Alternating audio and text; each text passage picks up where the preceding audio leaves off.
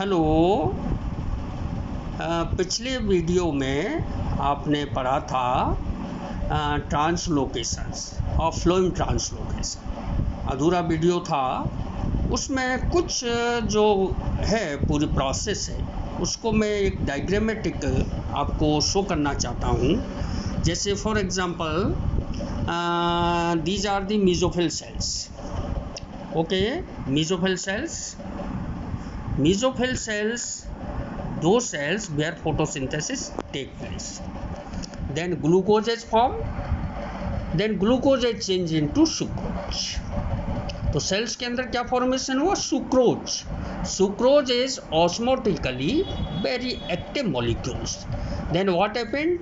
The OP of cells और increase. OP means osmotic.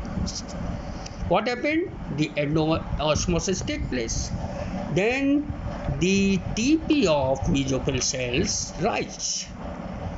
It means mass flow of H2O plus sucrose due to Turger gradient.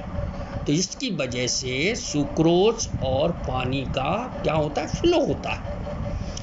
Then this materials comes in companion cells and then into sieve cells, sieve tubes or sieve cells.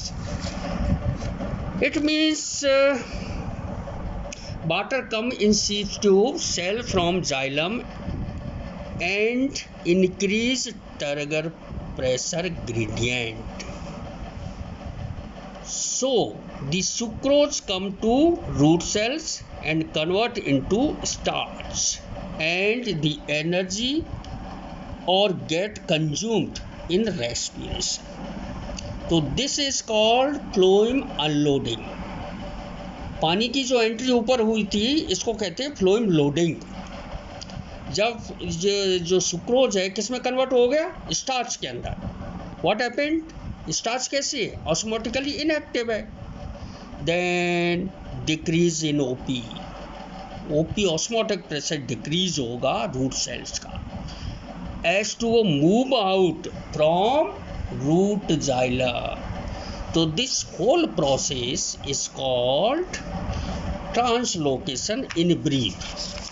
In other diagrams we can say this is the another diagram where it represented by diagrammatically. These are the source. इन cells को अपन क्या कहेंगे? Producer sales. और source यहाँ पर क्या ज़्यादा है? हाई ओपी है, हाई टीपी है, साई है. Then what happened? क्यों है ये high? Due to formations of sugar. Then the cells ये कहलाती हैं कंज्यूमर सेल्स और इनको अपन कहते हैं सिंक. यहाँ पर कंज्यूम होता है मटेरियल का. और जो सुक्रोज है या शुगर है वो किस में चेंज हो जाती है? स्टार्च. मतलब क्या हुआ फिर? लो ओपी होगा, लो टीपी होगा. देन उसके बाद जो पानी है वो कहाँ चला जाएगा? ऊपर की ओर. वो प्रोसेस कहलाई असेंट ऑफ सेल. और ऊपर से जो मेसोफिल सेल से या प्रोड्यूसर सेल से कंज्यूमर सेल्स तक जो मूवमेंट होता है ऑर्गेनिक सॉल्यूट का, इसको हम कहते हैं फ्लोएम ट्रांसलोकेशन. तो ये जो इम्पोर्टेंट घटना है कि किस तरह से लीव्स के अंदर जो फूड मटेरियल का फॉर्मेशन होता है वो किस तरह से प्लांट सेल्स के अंदर मूव करता है. इसी तरह से इसको एक फिजिकल मॉडल द्वारा प्रदर्शित किया है मुंच ने. जो फिजिकल मॉडल दिखाई दे रहा है आपको, इसमें दो ऑस्मोमीटर है जो एक सेमी परमिएबल मेम्ब्रेन द्वारा ढके हुए हैं. तो एक है, जैसे इसका नाम दिया है हमने ए और दूसरा है B. Both are connected by a tube और इसका नाम दिया है T set, T tube.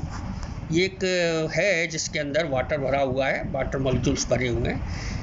B के अंदर जो शुगर का सॉल्यूशन है वो डाइल्यूट है, डाइल्यूट शुगर सॉल्यूशन है. इसके अंदर कंसंट्रेटेड सॉल्यूशन है.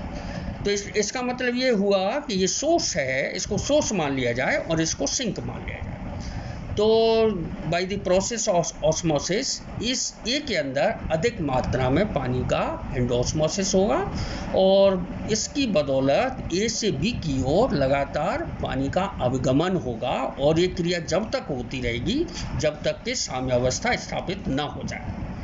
अगर इसमें बी को लगातार इसकी जो कंसंट्रेशन है वो कम रखी जाए तो ये क्रिया लगातार चलती रहेगी। तो इसकी तुलना प्लांट से कर सकते हैं। जैसे सपोज ये जो है ऑस्मोमीटर, अगर इसको हम प्रकाश संश्लेषी कोशिका या सोर्स या मीजोफिल सेल्स मान लें, बी जो अपना ऑस्मोमीटर है उसको संचयंग जड़ या सिंक मान लें, और जो टी जो इसको दोनों को जोड़ने वाली ट्यूब है इसको हम फ्लोएम की ट्यूब्स सीप्स ट्यूब्स मान लें या फ्लोएम की चाल नल का निकाल लें। देन वाटर को W जो वाटर लिखा हुआ है उसको हम पर्ण या फिर जड़ के चारों तरफ जो पानी है वो मान लिया जाए। तो इस तरह से ये क्रिया लगातार होती रहेगी।